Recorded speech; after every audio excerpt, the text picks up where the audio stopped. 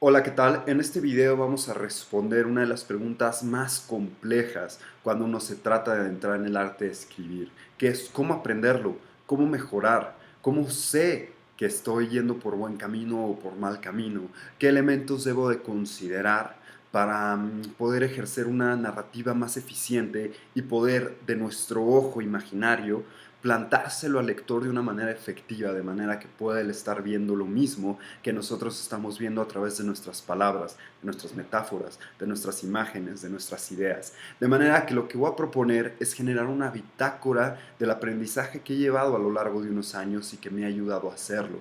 Lamentablemente, esto es algo que está partido desde cero, porque si ustedes han intentado conseguir algo de información, se darán cuenta que es algo complicado. Así que con mucho gusto lo voy a compartir y si les está gustando el contenido en este video, no duden en darle un like, no duden en suscribirse al canal, porque va a ser la manera de ver que está valiendo la pena este esfuerzo y para continuarlo. De manera que comencemos.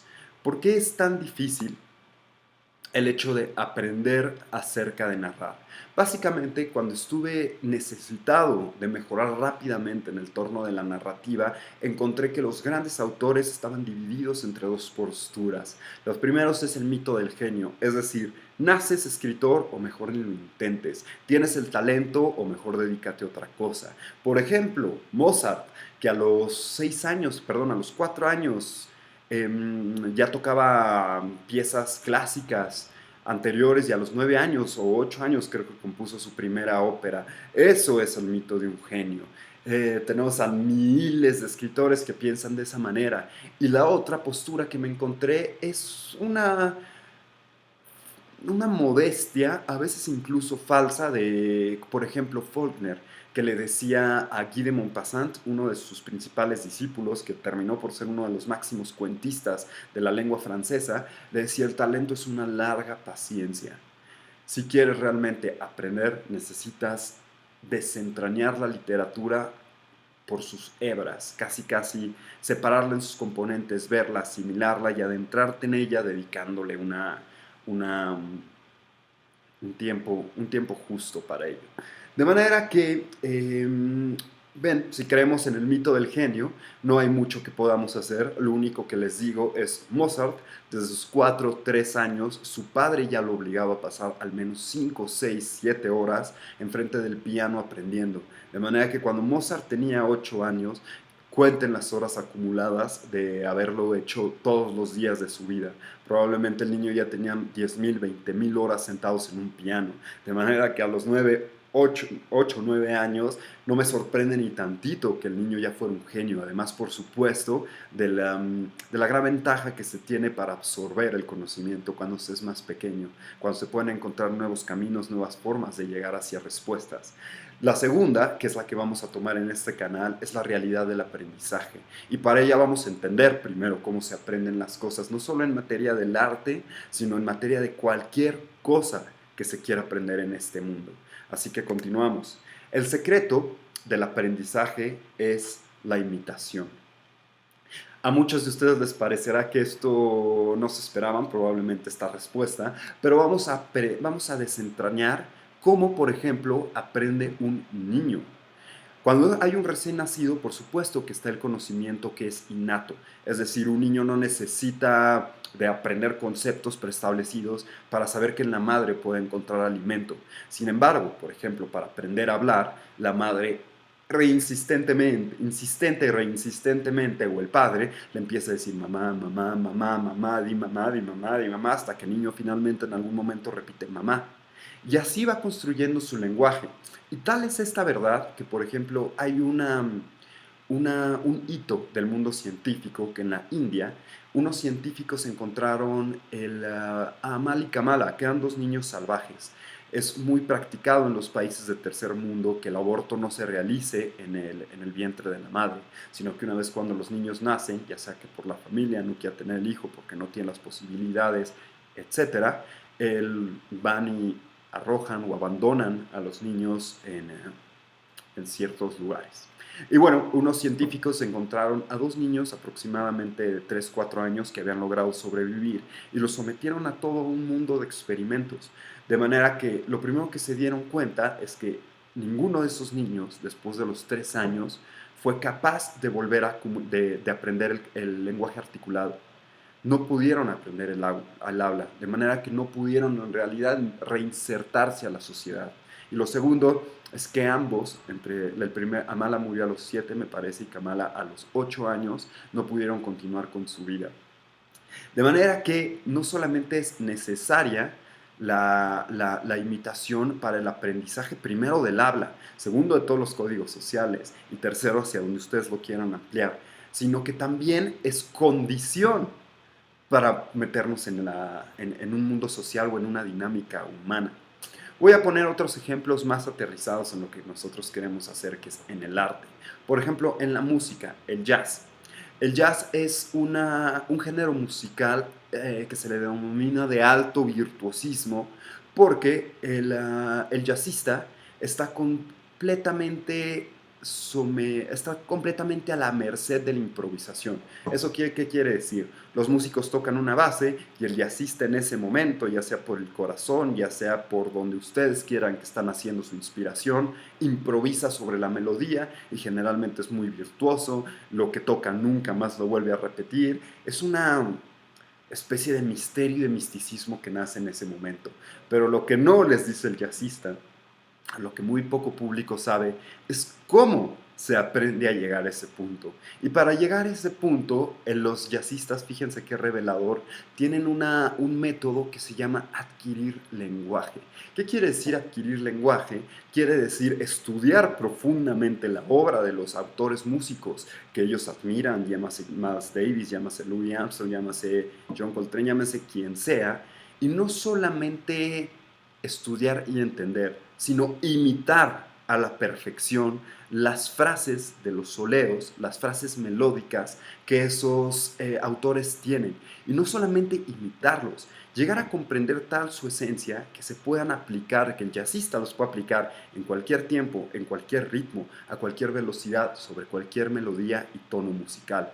De manera que lo que los jazzistas no les están diciendo, lo que el mito urbano del jazzista no les está diciendo, son las horas incansables que se pasan repitiendo nota por nota las melodías de sus músicos favoritos.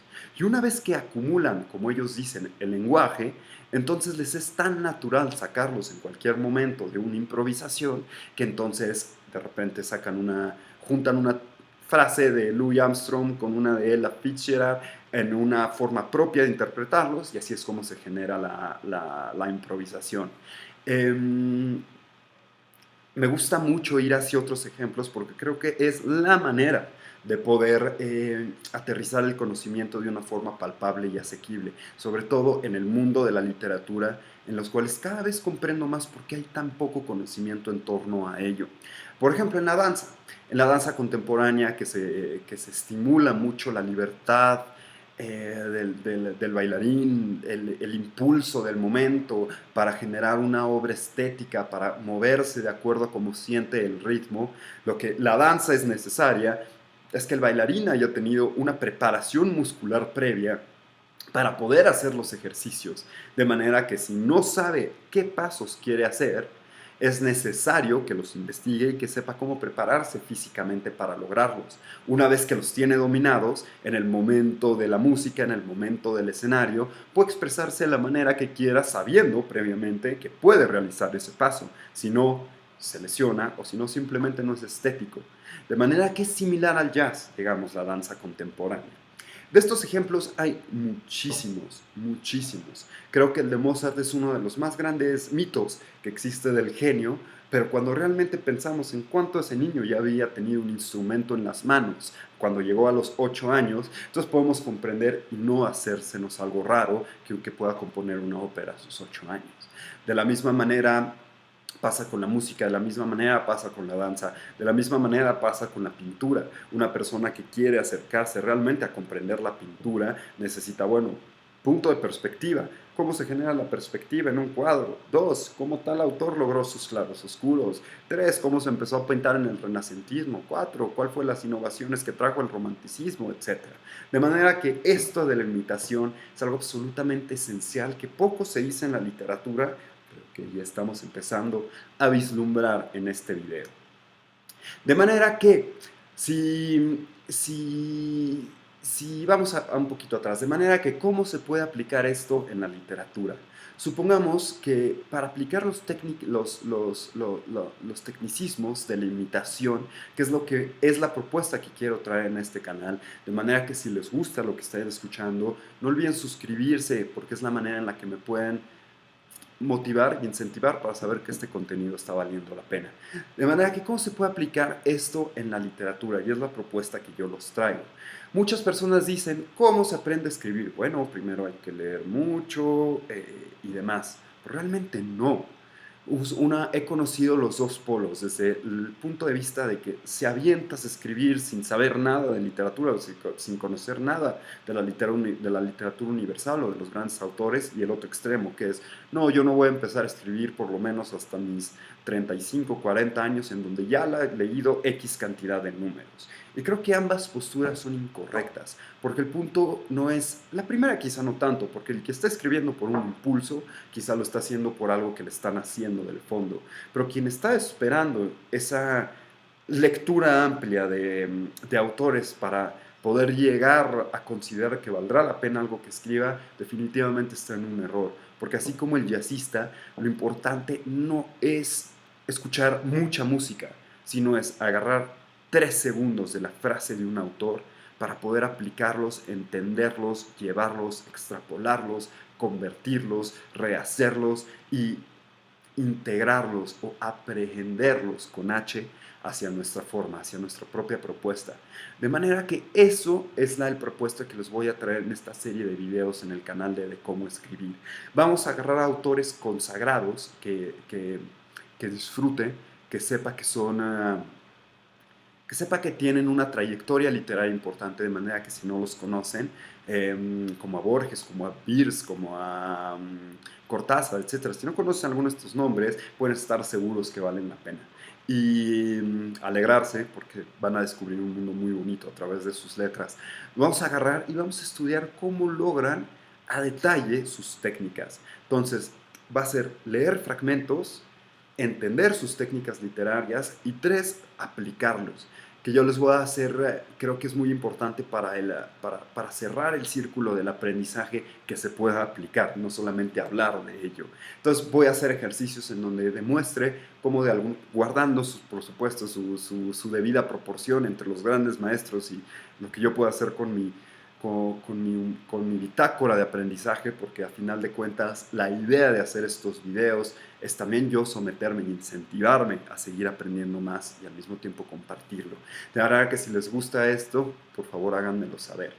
Entonces la propuesta es esa bitácora de aprendizaje, de empezar a encontrar los recursos literarios que los grandes maestros han utilizado para lograr sus textos, entenderlos y enseñarles un ejemplo de cómo pueden ser aplicados para que ustedes, en un momento en donde estén enfrentados a un texto, puedan decir, quizá esto me puede ayudar, este recurso, y jalarlo para ponerlo en sus letras e intentarlo y aprender. Entonces será una serie de videos con técnicas literarias de Borges, de Cortázar, de Dickens, de todos los autores que ustedes con los que me vaya cruzando y pueden contar, o ya me haya cruzado y haya encontrado cosas importantes que saber.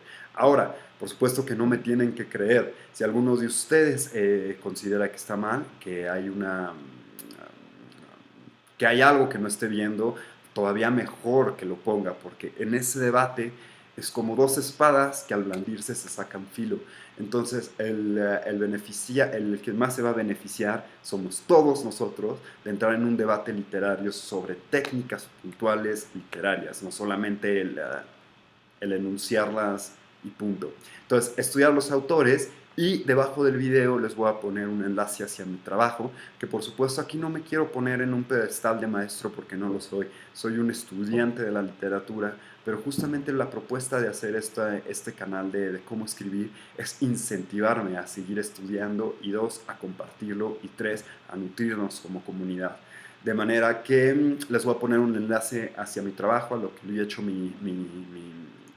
mi trabajo creativo. Si les gusta, bueno, pues pueden preguntarme lo que quieran. Si no les gusta, pueden criticarme hasta el cansancio. Voy a leer todas sus propuestas y voy a tener, por supuesto, tratar de aprender lo que ustedes tratan, los que ustedes ven y gustan de enseñar. Al mismo tiempo, invitarlos a que comenten en Steemit, que es de momento la plataforma en donde les voy a mostrar. De momento la plataforma en donde donde podemos intercambiar cualquier cosa de dudas, de comentarios, de preguntas, donde voy a estar publicando, además de en YouTube, el contenido. Así que muy importante, por favor, que le den like a YouTube, que lo sigan para saber que hay un eco dentro de esta propuesta. Y bueno, en steamit.com/, de cómo escribir, voy a estar subiendo todo este contenido y aquí van a poder publicar sus ejercicios, sus preguntas. Yo voy a responder, aquí respondo prácticamente absolutamente a todo, por dos razones, porque el número de comentarios es muy manejable, además la calidad y el compromiso de las personas publicando es mucho mayor. Estamos haciendo una comunidad maravillosa de pronto en esta plataforma. Y dos, porque además existe un incentivo físico y económico tanto ustedes como para mí. Los dos, sin que nos cueste nada, podemos estar generando ingresos en esta plataforma, no solamente por publicar, sino también por comentar y también por curar, por darle like. Si quieren saber más de esta plataforma, en el canal hay un video que se llama ¿Qué es Steemit? La manera de vivir de nuestro arte. Búsquenlo y pues probablemente les interese mucho. Así que bienvenidos, esta es la propuesta del canal.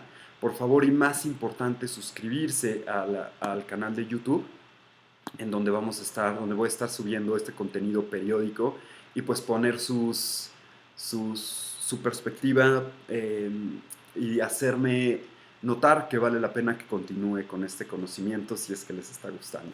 Así que les mando un enorme saludo. Yo soy Daniel Camacho, fundador de comoescribir.com, y inauguré este canal como una inconformidad por el hecho de ser tan difícil de encontrar conocimiento tangible y palpable sobre cómo mejorar en el arte de la escritura. Como repito, no trato de ponerme en un pedestal de maestro únicamente en estos 6, 7 años en los que he estado escribiendo. Si ustedes leen mis textos del año 1 a los del año 7, hay cosas que aprendí y esas son las cosas que les quiero transmitir, compartir, y ojalá ustedes transmitan y compartan las suyas, de manera que todos podamos aprender y seguir creciendo como escritores en el arte de la escritura. Además, por supuesto, aquí también hay contenido en torno a la difusión. Y bueno, espero les guste el canal. Por favor, suscríbanse, denle like y pónganle la notificación, la pequeña campanita, para que les lleguen las notificaciones de los próximos videos. Un saludo.